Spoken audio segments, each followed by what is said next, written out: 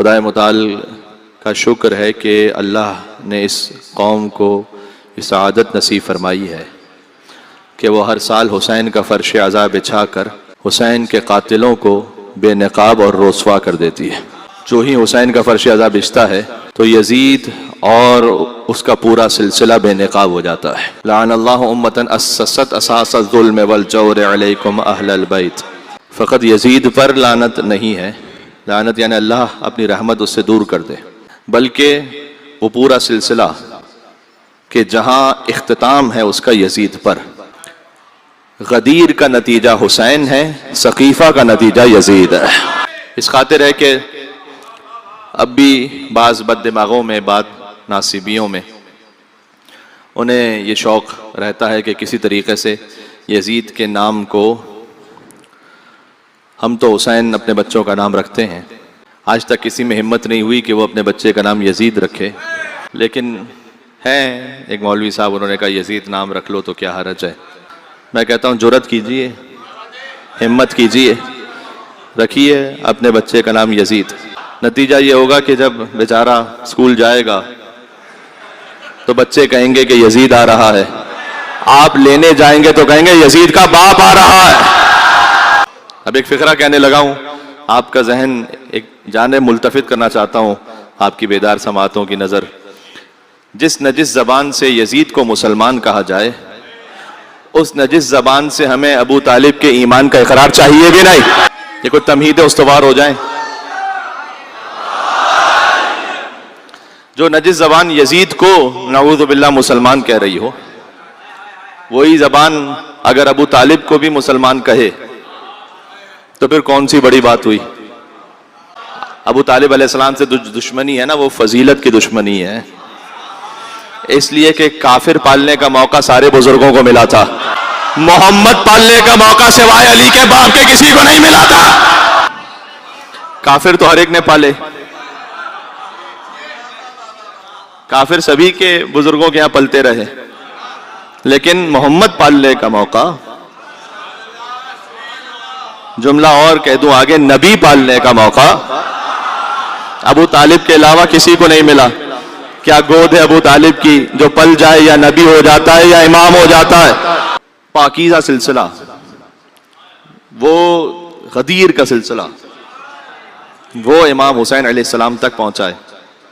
اور ایک جانب سے جو غاصبین کا سلسلہ تھا، شجرہ خبیثہ کا کڑوا پھل ہے یزید، شجرہ طیبہ کا ثمرہ ہے حسین۔ تو یہ وہ بات ہے کہ جو بڑی کھل کے سامنے ہے کہ شجرہ طیبہ کا ذکر بھی قرآن میں ہے، شجرہ خبیثہ کا ذکر بھی قرآن میں ہے، شجرہ مبارکہ کا ذکر بھی قرآن میں ہے، شجرہ ملعونہ کا ذکر بھی قرآن میں ہے۔ یہ ساری قرآنی اصطلاحات ہیں۔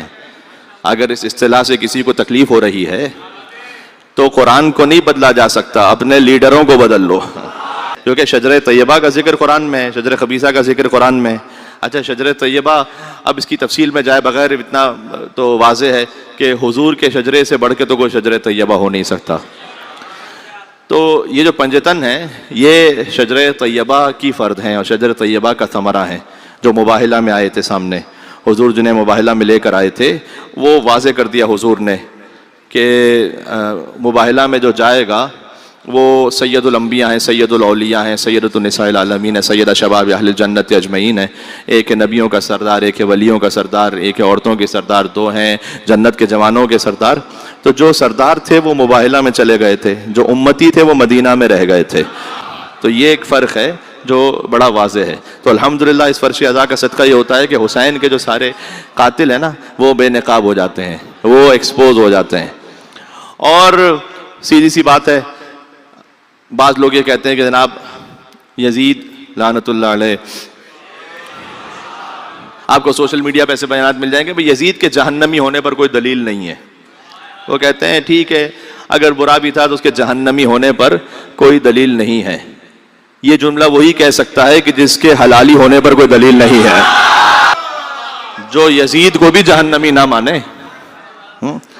تو وہ میں تو سے پوچھوں گا کہ جناب پھر آپ کے صحیح النسب ہونے پر کیا دلیل ہے، یہ بتلائیے گا کہ اب میں یزید سے اوپر کا جو معاملہ ہے اس پر میں اس وقت کوئی بات نہیں کرنا چاہتا، اس لیے کہتے ہیں کہ بھئی صحابی کا بیٹا ہے اس لیے کچھ بھی تھا، لیکن بہرحال صحابی کا بیٹا تھا۔ اب قرآن پڑھ کے دیکھ لیجئے، انہ لیس من اہلک انہ عمل غیر صالح، نوح علیہ السلام کے بیٹے کے لیے اللہ نے کہا کہ آپ کے اہل میں سے نہیں ہے۔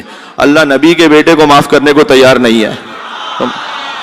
تو یہ جو اناؤنسمنٹ ہے، یہ جو اعلان ہے، دیکھیں بار بار کا یہ سنا ہوا ہے، لیکن اس میں ہر بار نیا پہلو ہے اور نئی ہدایت کی راہیں ہیں اس میں، کہ جب حضور مکرم کو اللہ سبحانہ وتعالیٰ نے حکم دیا ہے کہ آپ پہنچائیے، اور اگر آپ نے یہ نہ پہنچایا تو وَإِن لَمْ تَفْعَلْ فَمَا بَلَّغْتَ رِسَالَتَهُ، عہد پیغمبری کا کوئی کام ہی نہیں کیا آپ نے۔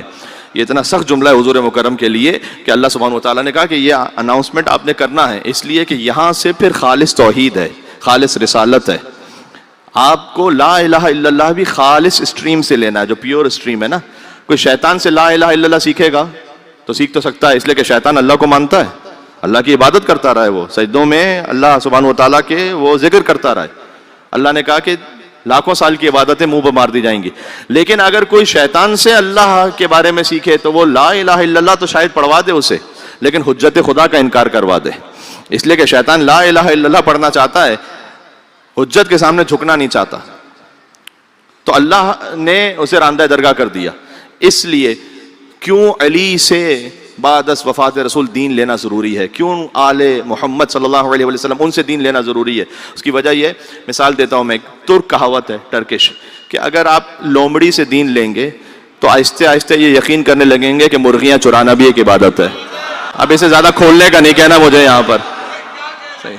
تو اگر آپ وہاں سے دین لیں گے تو مشکل یہ ہے، اس لیے آپ نے پیور اسٹریم سے جو خالص ہے وہاں سے توحید کو لینا ہے، وہاں سے بغیر ملاوٹ شدہ نبوت کو لینا ہے، جہاں پر شرک کی ملاوٹ نہ ہو، جہاں پر تحریف نہ ہو۔ یہ باتیں واضح ہو رہی ہیں، تو اس خاطر ہے کہ اس کی اتنی زیادہ اہمیت ہے، اور آج تک یہ اہمیت جاری و ساری۔ ہم کہتے ہیں من کنت مولا فہذا علی مولا، اس کا مطلب ہے کہ من کنت مولا فہذا حسن مولا، من کنت مولا فہذا حسین مولا، من کنت مولا فہذا علی بن الحسین زین العابدین مولا، من کنت مولا فہذا محمد بن علی الباقر مولا، من کنت مولا فہذا جعفر بن محمد الصادق مولا، من کنت مولا فہذا موسیٰ بن جعفر الکاظم مولا، من کنت مولا فہذا علی بن مسرفہ مولا، من کنت مولا فہذا محمد بن علی تقی الجواد مولا، من کنت مولا فہذا علی بن محمد نقی الہادی مولا، من کنت مولا فہذا حسن بن علی العسکری مولا، من کنت مولا فہذا مہدی مولا۔